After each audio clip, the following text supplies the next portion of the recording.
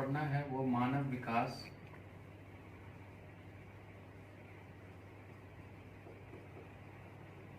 का मापन पढ़ना है।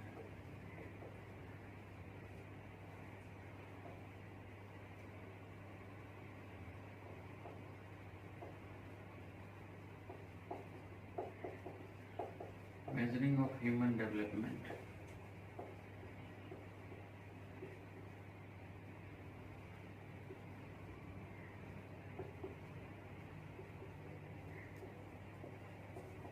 ये पढ़ना है।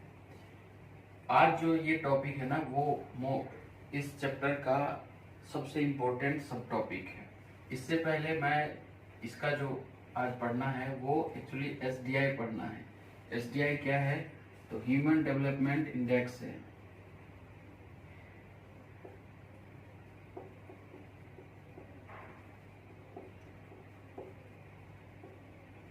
ये इंडेक्स है।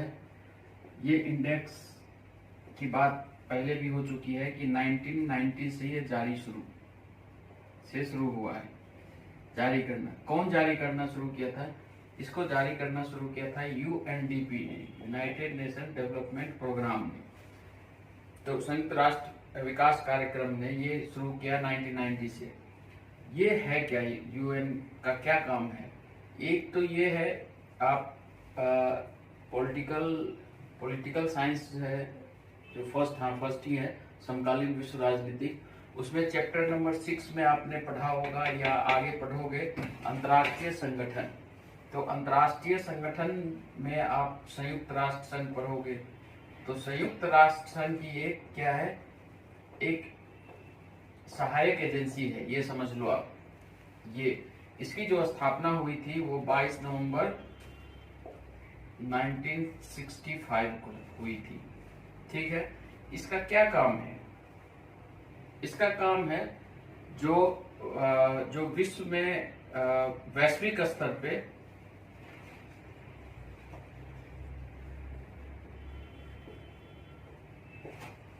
गरीबी को कम करना या गरीबी के लिए काम करना, गरीबी मिटाने के लिए काम करना, कम करना ही समझ लो आप। ठीक। दूसरा जो काम है वो काम है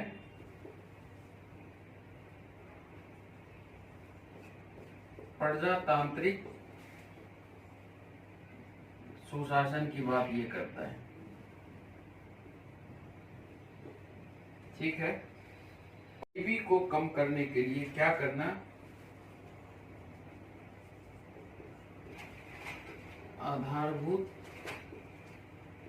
ढांचे का विकास करना।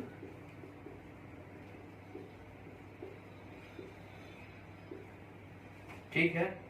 किसी भी देश का ये रीड होता है आधारभूत ढांचा। इसको आपको मैं पढ़ाऊंगा जब नेक्स्ट टॉपिक पढ़ाऊंगा ना, first second third service sector जब पढ़ाऊंगा उसमें ये पढ़ाऊंगा मैं। तो गरीबी को कम करना, प्रजातांत्रिक सुशासन स्थापित करना या बढ़ावा देना और आधारभूत ढांचे का विकास करना, ये इसका मुख्य काम है। ये 3 काम इसके मुख्य हैं। तो एसडीआई के बारे में मुझको यहाँ पढ़ना है। एसडीआई के बारे में पढ़ना है। तो एसडीआई के बारे में जानने के लिए सबसे पहले आपको ये जानना पड़ेगा कि एसडीआई का विकास किया क्यों गया, ह्यूमन डेवलपमेंट इंडेक्स का क्यों ये विचार आया लोगों के सामने।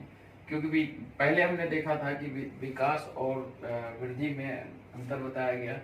अब है क्या, इसमें जो बातें कही गई है, ठीक है ना, एसडीआई में वो बातें कही गई है कि अगर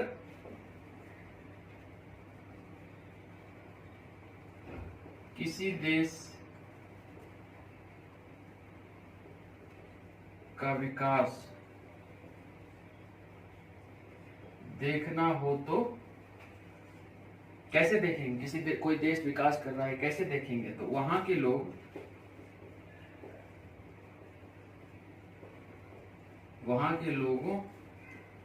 लोगों और उनकी क्षमता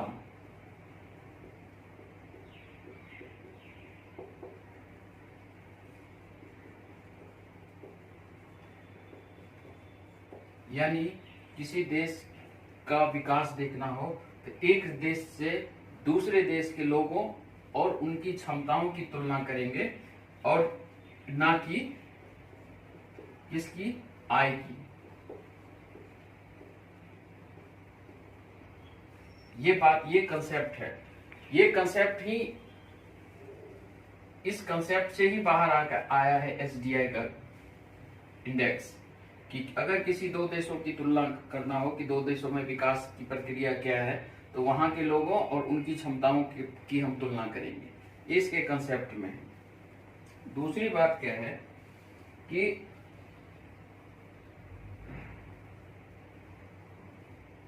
अगर किसी देश की राष्ट्रीय नीति जानना हो,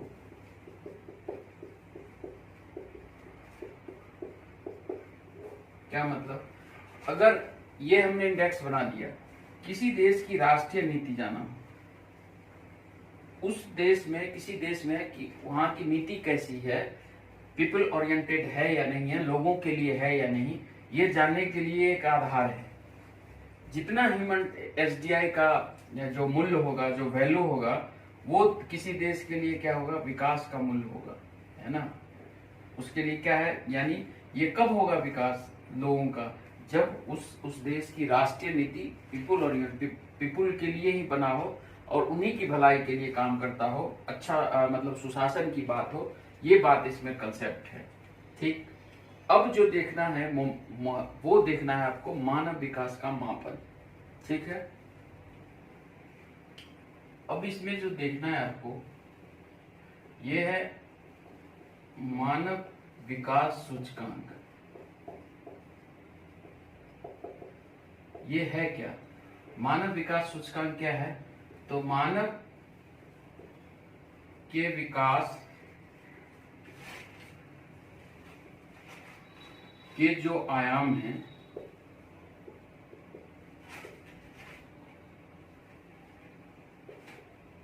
उनका भारांश ये शो करता है।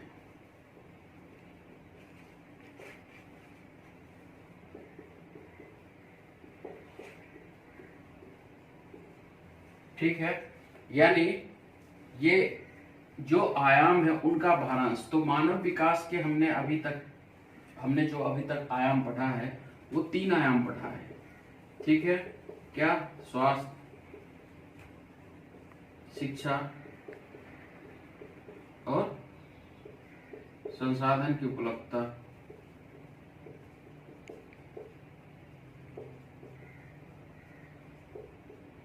ठीक है, इसका भारांश है, यानी इस तीनों का ये अगर भारांश है तो भारांश है क्या, किसका भारांश, तो मानव विकास सूचकांक का जो भारांश है वो क्या है। ठीक है ना, यहां बता देता हूं कि वो सूचकांक जो है वो एक मापक रखा है, अपना मापक का आधार रखा है कि 0 से लेके 1 तक अंक दिए जाएंगे, यानी मूल्य दिए जाएंगे, वैल्यू दिया जाएगा। किस चीज का, इन तीनों चीज का, इन तीनों चीज को मिला के जो वैल्यू होगी वो कितनी होगी, वो 0 से लेके 1 के बीच में होगी। तो 0 से लेके 1 के बीच का क्या कंसेप्ट है कि मान लो 0 है, ठीक है, पॉइंट है, 0 0 1 है, 0 है पॉइंट है, 0 5 0 है, 0 है पॉइंट है, 0 1 0 है। इस तरह से एक समय ऐसा आएगा कि 0.999 होगा। ठीक, अब इसमें अगर 1 यहाँ ऐड कर दूं, 1 यहाँ ऐड कर दूं तो क्या आ जाएगा, ये हो जाएगा 0 10 0 फिर 10 और फिर 1 इस तरफ आ जाएगा। तो ये भारांश किसके किसके बीच आ गया, 0 और 1 के बीच। ठीक, ये समझना है। दूसरी बात क्या है कि इस प्लेस पे, इकाई वाले प्लेस पे, यानी यहाँ पे अगर ये लिख दूं, यहाँ पे लिख दूं अगर 0.999, इस प्लेस पे अगर कोई चेंजिंग होता है, ये 9 के बदले 8 हो जाए, 7 हो जाए, 6 हो जाए इस प्लेस पे, तो इसकी वैल्यू ना के बराबर होती है। ये भी ध्यान में रखना है। दूसरी बात क्या है कि जो अंक दिए जाते हैं वो अंक अगर ये मान लो कि 99 है, 0.99, ठीक है, यहां इसके करीब, यानी ये किसके करीब है, 1 के करीब है, ठीक है ना, तो इसके जितने करीब जो देश होंगे वो ज्यादा वैल्यू वाले कहलाएंगे, यानी वहां पे मानव विकास ज्यादा कहलाएगा, वहां पे मानव विकास ज्यादा होगा, यानी इन तीनों क्षेत्र का है ना वो उसका वैल्यू क्या होगा, बहुत ज्यादा होगा। इसको कैसे कैलकुलेट करते हैं, इसको कैलकुलेट करने का आप सिंपल सा फॉर्मूला मैथ का समझ लो कि चूंकि 3 है, हेल्थ, एजुकेशन और रिसोर्सेज, तो आप यूं समझ लो कि स्वास्थ्य, शिक्षा और संसाधन, ठीक, इसको इस तरफ से एसडीआई का ये वैल्यू हो गया, ह्यूमन डेवलपमेंट इंडेक्स या एसडीआर जो भी कह लो, एसडीआई का value 1/3 into health, education and resources. इसको आप जब सॉल्व करोगे, ठीक है, तो ये क्या आएगा, पॉइंट में आएगा, क्योंकि वैल्यू क्या है, इसकी वैल्यू 1 ही है। तो मान लो 1 में अगर डिवाइड करोगे 3 से, पहले 0 लगाओगे, फिर डेसिमल 3 टाइम्स 3, 10, फिर 3, फिर 9, फिर 10, फिर 3, ये क्या हो गया, फिर 9, फिर 10। तो अप्रोक्स जो वैल्यू है इसका वैल्यू नहीं है, इसका कुछ नहीं है, तो वैल्यू क्या होगा, ये 0.33 ये वैल्यू होगा, मेन वैल्यू। 3 पॉइंट अगर यहां मान लो 0.33, यहां मान लो 0.33 और यहां मान लो 0.33, ठीक, इन तीनों का वैल्यू क्या होगा जोड़ने पे, ये मान लो 9, ये मान लो 9 और पॉइंट और 0, यानी इसको अगर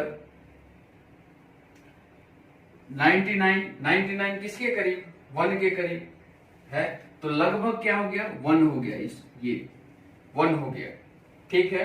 तो जो भारांश है, जो वैल्यू है हेल्थ का वो कितना है, 0.33, जो एजुकेशन का है 0.33, जो संसाधन का है 0.33। इस तरह से ये वैल्यू दे दिए गए हैं कि ये 3 चीज है और तीनों की वैल्यू इतना इतना है, ठीक। और देखना है, अब इसको अलग अलग देखना है, स्वास्थ्य, शिक्षा और संसाधन को।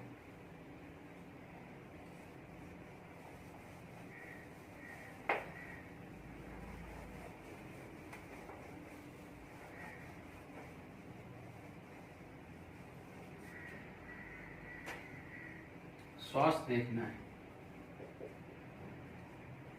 स्वास्थ्य का संबंध किससे है, स्वास्थ्य का संबंध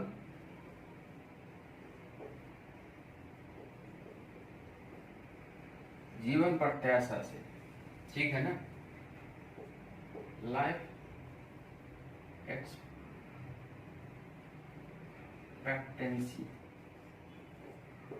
लाइफ एक्सपेक्टेंसी जीवन प्रत्याशा से। इस चीज का कहना है कि पहले इसको समझ लो, लाइफ जो जन्म के समय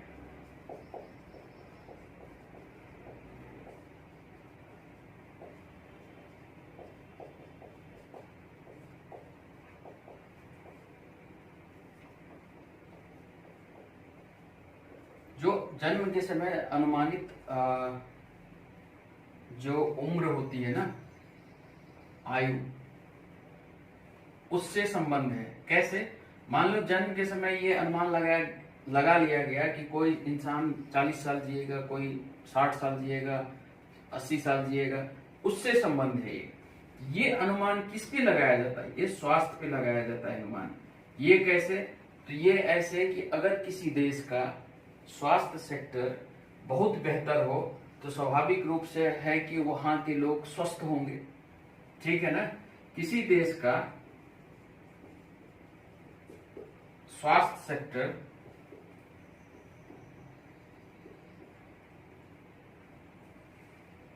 बेहतर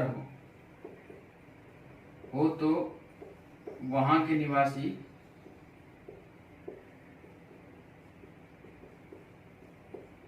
का स्वास्थ्य क्या होगा, बेहतर हो गया। जब स्वास्थ्य बेहतर होगा तो उनकी उम्र क्या होगी, ज्यादा होगी जीने की।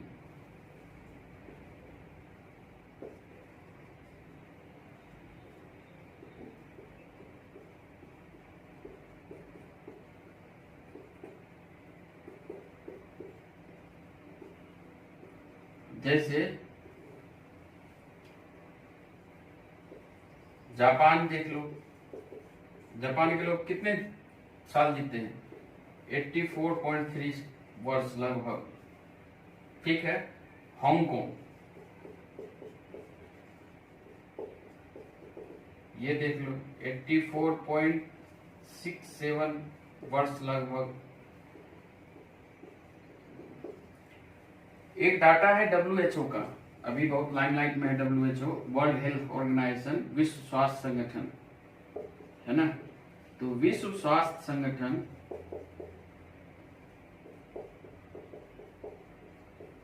इसका डाटा है 2016 का।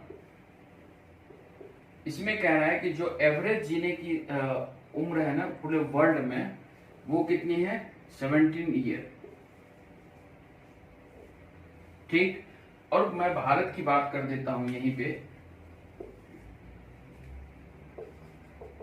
भारत का जो एवरेज है, औसत है, वो है 68.7 ईयर लगभग। ठीक है, उसमें जो मेल है उनका है 67.3 ईयर लगभग, 4 ईयर लगभग, और जो फीमेल हैं उनका है 17.2 ईयर लगभग। ठीक, का एवरेज है, औसत है, वो है 68.7 ईयर लगभग। ठीक है, उसमें जो मेल है उनका है 67.3 ईयर लगभग, 4 ईयर लगभग, और जो फीमेल हैं उनका है 17.2 ईयर लगभग। ठीक, शिक्षा का संबंध यहाँ पे दो तरह का है। एक है प्रौढ़ शिक्षा,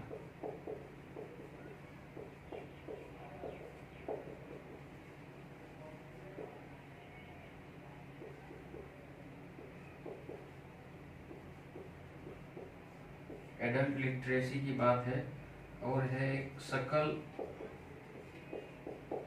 नामांकन अनुपात।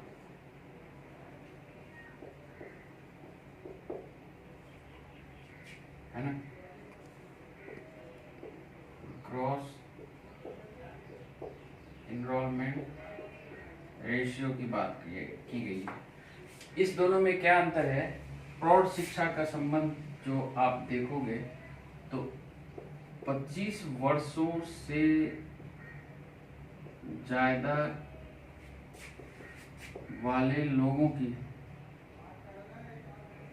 की जो संख्या है उनकी अनुपात की बात कर रहे हैं, औसत की बात कर रहा है।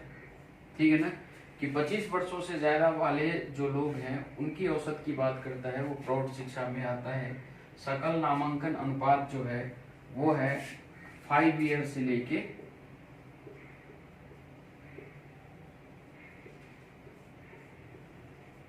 24 वर्ष के बीच की बात कर रहे हैं। ठीक, ये बात कही गई है। इसमें आपको ये समझना है कि किसी भी देश में अगर मान लो इसका जो भारांश है वो इतना है, ठीक है, अगर किसी भी देश की जो शिक्षा के भारांश को एसडीआई के हिसाब से अगर मापते हैं, अगर ये भारांश 0.32 हो जाए किसी देश का, ठीक है ना, तो ये माना जाएगा कि वहां पे जो शिक्षा की पहुंच है ना लोगों में, वो बेहतर है। ठीक, अगर ये नीचे है, मान लो 0.3 होनी चाहिए, अगर 0.08 हो या 0.09 हो या 0.15 हो तो ये माना जाएगा इससे बहुत दूर है, यानी लोगों तक शिक्षा की पहुंच नहीं है। तो ये माना जाएगा कि वहाँ की जो सरकार है ना, उनका एजुकेशन के क्षेत्र में वो काम सही से नहीं कर रही है वहाँ की सरकार। जैसे आपने ये देखा होगा उसमें भारत में केरल का जो लिटरेसी रेट है वो लगभग 94.3% है। वहीं आप बिहार का देख लो वहां पे क्या है 63% लगभग है। तो ये क्या पता चलता है कि यहाँ पे जो केरल की जो जनता है उनमें उनको शिक्षा तक पहुंच आसानी से उपलब्धता है, मतलब लोगों तक आसानी से उपलब्ध है एजुकेशन, स्कूल विद्यालय जो भी हो, कॉलेज जो भी हो। लेकिन बिहार में क्या है कि पॉसिबल नहीं है, वो अभी बहुत सारे लोग हैं शिक्षा से वो दूर हैं। ये पता चलता है शिक्षा से, यानी शिक्षा से हमें ये चीज सामने आती है कि किसी देश में कि लोगों का विकास किस स्तर पे है, ये पता चलता है। जो थर्ड है वो संसाधन है।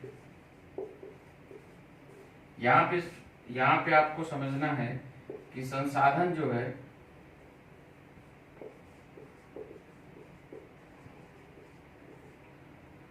उसका संबंध किससे है? उसका संबंध है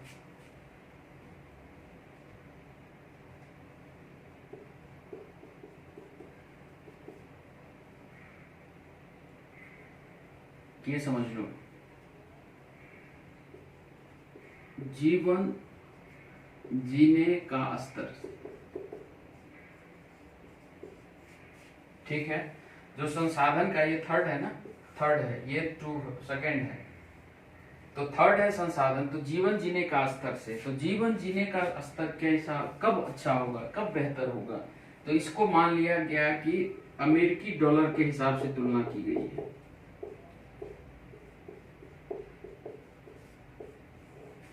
ठीक है, कि जो आय है लोगों का, भारत में क्या है, अमेरिका में क्या है, जापान में क्या है, चीन में क्या है, ब्रिटेन में क्या है, उसके हिसाब से ये तुलना की गई है, अमेरिकी डॉलर के हिसाब से इसकी तुलना की गई है। ठीक, यानी जिसकी जितनी आय होगी, इसमें ये बात कही गई है कि जिसके पास जितनी आय होगी ये माना जाएगा कि वहाँ के लोग उतने ही स्वतंत्र हैं। जैसे मैंने पिछले बार भी चर्चा किया था कि वेस्टर्न जो कंट्री हैं, जो डेवलप कंट्री हैं, वहाँ की महिलाओं की आय ज्यादा है, तो गांव से ज्यादा महिलाएं कहाँ रह रही है, शहर में रह रही है। तो ये रीजन है। तो वहाँ क्या, क्यों महिलाएं की आय ज्यादा है या शहरों में रह रही है, तो उनका रिसोर्सेस हैं उनके पास, तो रह रही हैं, आय है ज्यादा इसलिए रह रही हैं। तो ये चीजें हैं, ये बातें हैं इसमें। अब एक चीज और है इसमें कि क्या किसी भी देश के विकास का केवल यही पैमाना सही है, तो कहा गया है कि नहीं, ये एब्सोल्यूट नहीं हो सकता है। ठीक है, तो एब्सोल्यूट नहीं हो सकता है, तो एब्सोल्यूट कब होगा, एक्यूरेट फिगर कब आएगा, किसी भी देश के विकास का एक्यूरेट फिगर कब आएगा, तो एक्यूरेट जो फिगर आएगा उसके लिए मानव विकास, ह्यूमन डेवलपमेंट इंडेक्स तो है ही, एक और इंडेक्स की बात कही गई, कब, 1997 में। कौन सी इंडेक्स की बात कही गई, तो इस टाइम जो इंडेक्स की बात कही गई वो इंडेक्स था ह्यूमन पॉवर्टी इंडेक्स, यानी मानव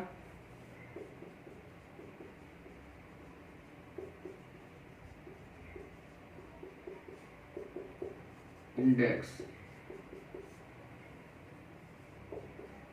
मानव गरीबी सूचकांक।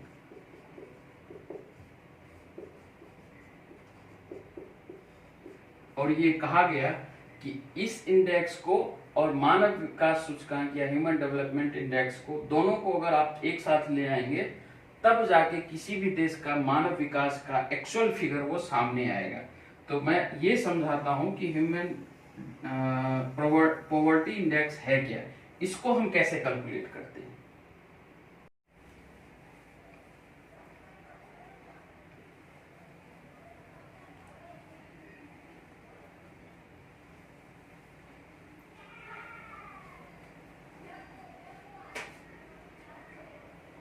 मानव गरीबी सूचकांक।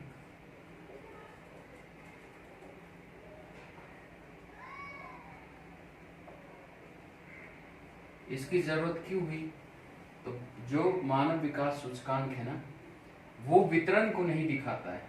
यानी आप ये समझ लो कि मानव विकास सूचकांक है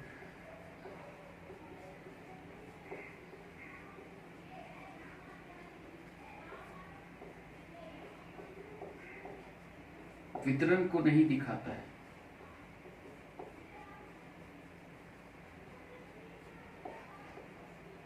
इसका क्या मतलब? वितरण को नहीं दिखाता है का क्या मतलब है कि जैसे मान लो कि कहीं किसी जगह पानी की व्यवस्था, सड़क परिवहन की व्यवस्था, ये सब वितरण है ना, तो इसको ये सही से नहीं दिखा पाता है। एक्चुअली ये समझ में नहीं आएगा, यहाँ जब बताऊंगा तो समझ में भी आ जाएगा। मानव गरीबी सूचकांक, तो आप ये देख लो कि मानव, पहले तो ये जान लो कि मानव गरीबी जो सूचकांक है ना, इसका कंसेप्ट इनकम नहीं है, ये नहीं है, यानी आय नहीं है इसका कंसेप्ट। ठीक है ना, आय नहीं है। इसके कंसेप्ट में क्या है, इसके भी भारांश है, जिस तरह भी पढ़ा था उसके भारांश है, इसके भी भारांश है, इसके भी 3 भारांश है। ठीक, और अभी आपने पढ़ा था कि मानव विकास सूचकांक से संबंधित ये भी है और ये भी है, तो दोनों को मापते हैं 0 क्या 1 के बीच में, तो इसके भी 3 ही भारांश है क्या। अगर अच्छा, एक चीज और मैं बता देता हूँ हालांकि यहाँ पे कि मानव विकास जो गरीबी सूचकांक है ना, वो 2 तरह के हैं, HPI 1 और HPI 2, यानी human poverty index 1, human poverty index 2। इसमें जो है कंट्री, वो है विकासशील देश।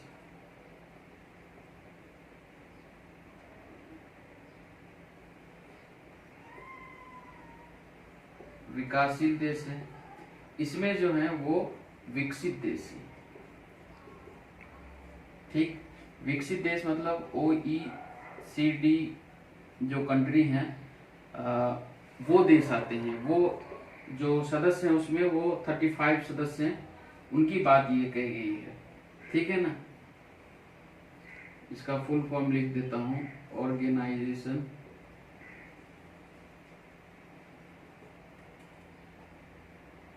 ऑफ इकोनॉमिक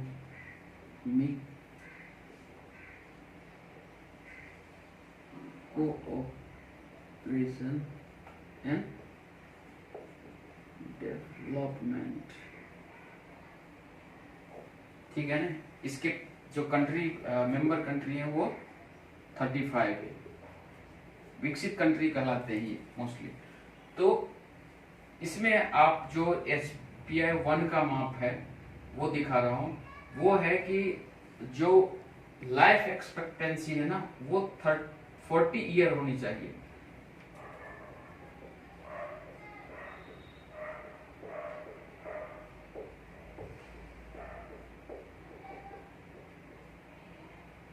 अनुमानतः, ठीक है ना। उसके बाद क्या है, उसके बाद है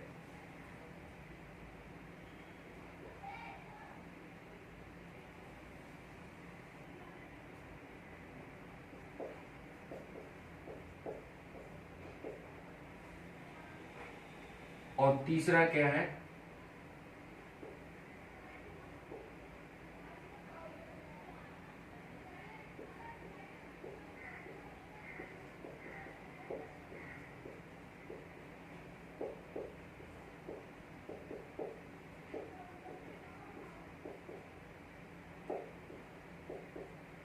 स्वच्छ जल की उपलब्धता का आभास तथा अल्प भारांश वाले बच्चे, ये 3 हैं। अल्प भारांश मतलब जो जिनकी वेट कम होती है ना, एक्चुअली जो बच्चे जन्म होते हैं, जन्म के टाइम, जन्म के समय कितने वेट होनी चाहिए बच्चों का वेट,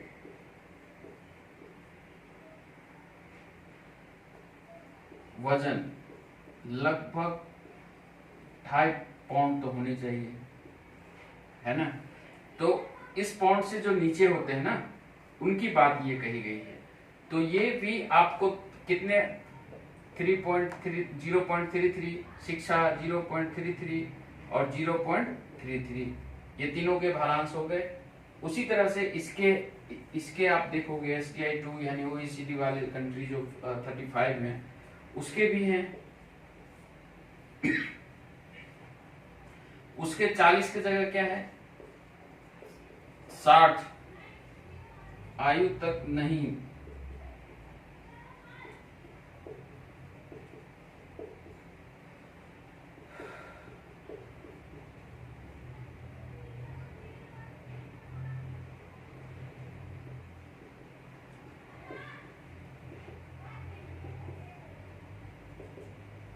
जो स्किल लोग होते हैं, जो शिक्षित स्किल नहीं होते हैं, इसको आप कह लो जो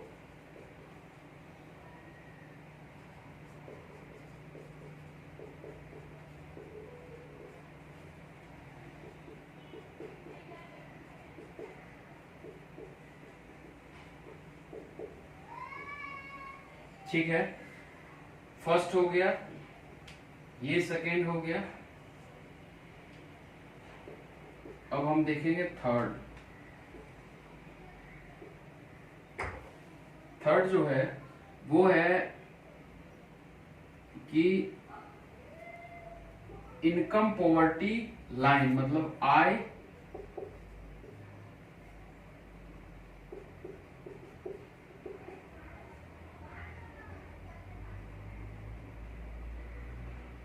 गरीबी रेखा।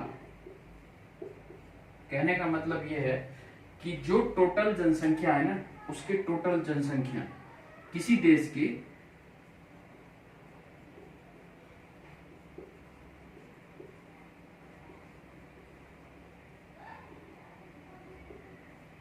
कुल जनसंख्या में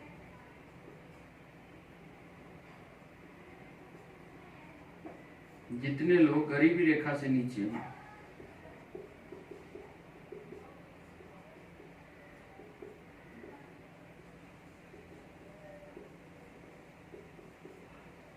ठीक। और एक और है इसमें, फोर्थ भी है, उसमें कह रहा है दीर्घ बेरोजगारी दर। और दीर्घ बेरोजगारी दर जो होता है वो उसको मानता है 12 माह, 12 माह या इससे ज्यादा।